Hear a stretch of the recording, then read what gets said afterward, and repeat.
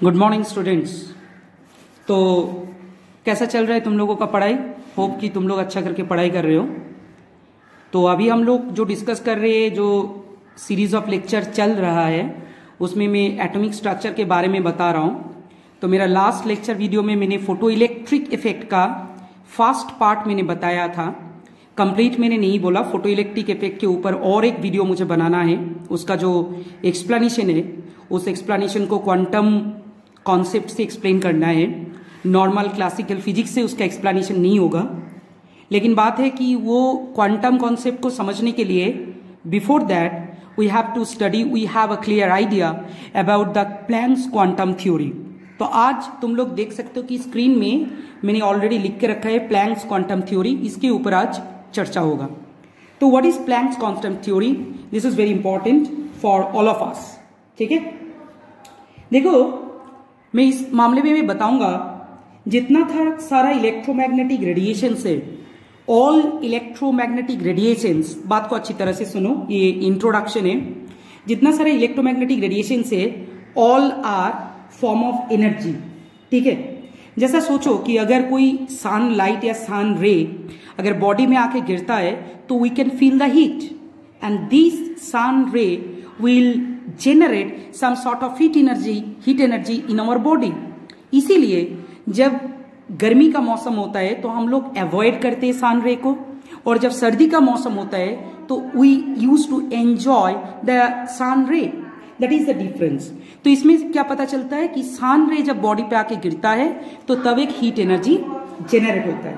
ठीक है, तो अभी बात है कि हम लोगों को ये रिलेशन ढूंढना है कि वेवलेंथ और फ्रीक्वेंसी के साथ एनर्जी का क्या रिलेशन है। मतलब we have to sort out कि फ्रीक्वेंसी और एनर्जी। देखो एक सिंपल सा फंडा है, अगर हम लोग आधा घंटा सन बाथ लेते हैं, मतलब सन रे में रहते तो बॉडी जितना गर्म होता है, अगर आधा घंटा से ज्यादा रहते तो बॉडी और भी गर्म हो जाता है। इसका मतलब है कि जितना ज्यादा लाइट आके गिरता है हीट एनर्जी उतना रेडिएट होता है। तो अभी बात है कि सोचो कि एक बल्ब के लाइट में जितना गर्मी होगा सन रे में उतना गर्मी उससे ज्यादा गर्मी होगा। तो there should be a relation between frequency of light and energy. लेकिन बात इसमें एक प्रॉब्लम है, classical physics, classical mechanics actually could not explain this kind of relationship. तो इसी चीज को एक्सप्लेन करने के लिए क्या हुआ ना, 1901 में साइंटिस्ट मैक्स प्लैंक ने एक बहुत ही रेवोल्यूशनरी इन्वेंशन किया था। 1901 में साइंटिस्ट मैक्स प्लैंक ने क्या किया ना, उसने ये क्वांटम थ्योरी के बारे में बताया। ठीक है, हैंडराइटिंग थोड़ा सा डिफरेंट है, होपफुली कि तुम लोगों को समझ में आएगा। Of quantum theory of radiation, rather you can right electromagnetic radiation.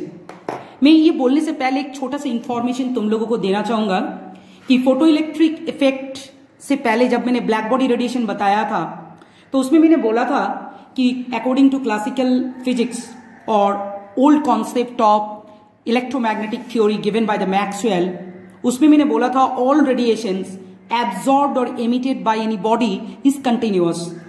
ठीक है, तो वो एनर्जी जो है वो कंटिन्यूअस प्रोसेस में आइदर एब्जॉर्ब होता है नहीं तो एमिट होता है।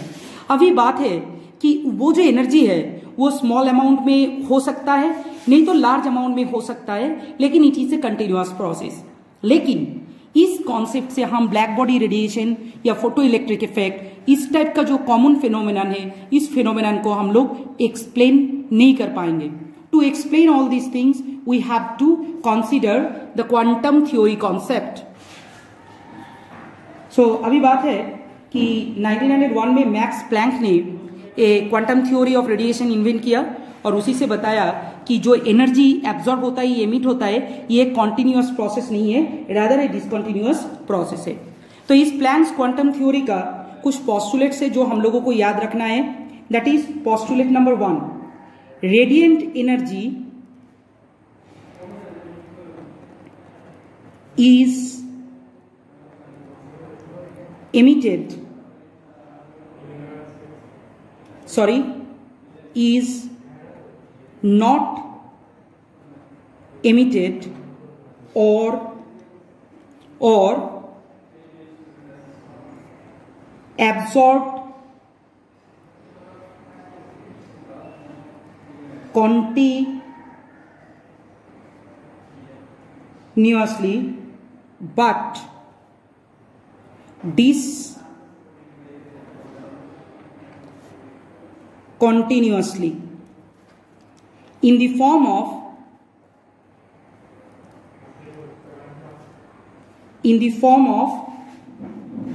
small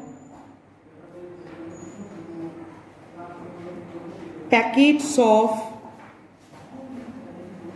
energy, in the form of small packets of energy called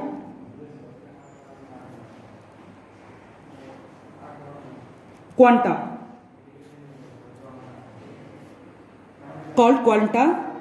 and each such quanta is associated with definite amount of energy, definite amount of energy. ये पहला process है कि जो रेडिएंट एनर्जी एमिट होता है या एब्सॉर्ब होता है वो कंटिन्यूअसली नहीं होता है, रादर डिसकंटिन्यूअसली होता है in the form of small packet of energy, जिसको हम लोग कहते हैं क्या, जिसको हम लोग कहते हैं quanta. And each such quanta is associated with definite amount of energy. तो इसमें एक बात याद रखना है कि ये एक स्पेशल पॉइंट है, इन case of light the quantum of energy is called the quantum of energy is called photon. Quantum of energy को कहते हैं फोटोन। क्लियर? इसको याद रखना कि लाइट के मामले में जो क्वांटम ऑफ एनर्जी है, ठीक है, उसको कहते हैं photon. This is important point, you have to remember. In case of light the quantum of energy is called photon. तो ये था पॉइंट नंबर 1। पॉइंट नंबर 2 में क्या बताया? पॉइंट नंबर टू में प्लैंक्स ने बताया कि जो एनर्जी, जो लाइट एनर्जी आके गिर रहा है उसको अगर हम ई से रिप्रेजेंट करते हैं, energy equals to capital E, ठीक है, और जो लाइट आ रहा है उसका फ्रीक्वेंसी अगर न्यू है तो according to the second postulate E proportional to nu. तो इसको हम कर सकते हैं ऐसे कि E is equals to H nu. What is this? ये जो एच बताया ये एक प्रोपोर्शनलिटी कांस्टेंट है। H, this H is a proportionality constant and this H is called Planck's constant. इसको याद रखना है, इसको सभी को याद रखना है। इसका वैल्यू कितना होता है? इसका वैल्यू होता है 6.626 और sometimes it has been written as 7, 6.626 in 10 to the power -34 joule second. ये बहुत इंपॉर्टेंट एक वैल्यू है। एच क्या है? एच प्लैंक कांस्टेंट है, प्लैंक्स कांस्टेंट है। Actually it is a proportionality constant, तो इसी को कहते हैं प्लैंक्स कांस्टेंट, जिसका वैल्यू है 6.626 into 10 to the power -34 joule second. Okay, तो इसका वैल्यू जरूर याद रखना। This relation was found to be valid for all types of electromagnetic radiation. ये जो रिलेशन अभी बताया E equals to H nu, this is valid for all type of, इसको लिख के रखो कि valid for all type of electromagnetic radiation. This is very important, valid for all type of electromagnetic radiation. ठीक है, तो अभी बाकी है थर्ड पोस्टुलेट जो और भी इंपॉर्टेंट है। तो ये याद रखना, E equals to H nu कहां से आया ना, when energy of light emitted और absorb and E is expressed by capital E and the frequency is expressed by nu, then we can write E proportional to nu, and if we omit the proportionality sign, then we can write is E equals to h nu, where h is the Planck constant. That is the thing. Point number 3. Point number 3 में Planck क्या बताया? Planck ने बोला कि the total amount of energy emitted or absorbed by the body will be some whole number multiple of quantum. Total amount of energy अगर E है और सबका अगर h nu करके क्वांटम पैकेट है, तो वो क्या होता है ना, whole number multiple of quantum होता है. तो that means we can write is n into h nu, और you can write n into h c by lambda. That means E equals to h c by n into h c by lambda. क्या हुआ ये ना, ये total amount of energy है. This is total energy, total amount of energy और total energy, and ये क्या होता है ना, whole number multiple of quanta होता है. This is actually whole number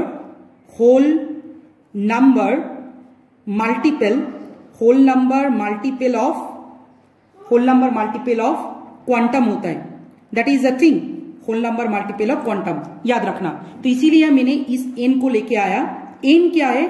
n is integer. इसका वैल्यू क्या होगा? 1 2 3 डॉट डॉट डॉट. n का वैल्यू 0 नहीं होता है. तो अभी मैं तुम लोगों को समझाऊंगा. थर्ड पोस्टुलेट क्या है? टोटल अमाउंट ऑफ एनर्जी जो है इमिटेड और absorb by body will be some whole number multiple of quantum. That equals to E equals to n into h nu. n is the integer. तो हम बता सकते कि h c बाय लैम्डा. तो अभी हम बताएंगे कि जब कोई बॉडी एनर्जी एमिट करता है, एब्सॉर्ब करता है, तो वो किस हिसाब से करेगा? सोचो, h न्यू, नहीं तो 2h न्यू, नहीं तो 3h न्यू, नहीं तो 4h nu. That is the whole number multiple. ऐसा ऐसा करके करता है. तो मैं इसको राइट दे रहा हूं कि ऐसा करके करता है. कभी भी 1.5h न्यू, ठीक है, 2.5h न्यू या 3.5h न्यू, इसके हिसाब से ये क्या करेगा? ये एब्सॉर्ब नहीं करता है. Always expressed in whole number multiple. ठीक है, तो इसको याद रखना है. ठीक है, जैसे सोचो मैं बता रहा हूं एक वायलेट लाइट है, ठीक है, उसका फ्रीक्वेंसी बहुत ज्यादा है. वायलेट लाइट का फ्रीक्वेंसी, वेवलेंथ कम है मतलब फ्रीक्वेंसी ज्यादा है, तो वायलेट लाइट का एनर्जी ज्यादा होगा, क्योंकि मैंने अभी भी बताया frequency directly proportional to the energy. Red light अगर आ रहा है तो फ्रीक्वेंसी कम है, तो उसका हीट एनर्जी कम होगा. ये याद रखना. And we have to remember the concept of energy packets of light supports the corpuscular character. जो मैंने पहले बताया था, particle nature of light, corpuscular character, that can be explain by this Planck's quantum theory. मैं further बता रहा हूं कि जिस लाइट का फ्रीक्वेंसी ज्यादा होता है उसका हीट एनर्जी ज्यादा एमिट या एब्सॉर्ब होता है, और जिसका फ्रीक्वेंसी कम है उसका हीट एनर्जी कम होगा.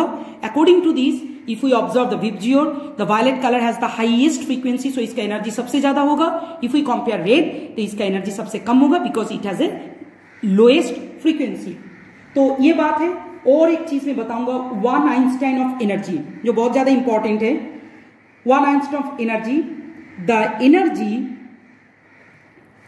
possessed by 1 mole of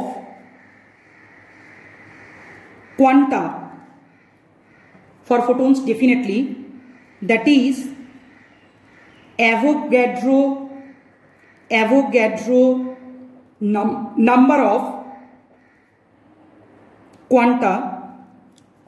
Avogadro number of quanta is called 1 Einstein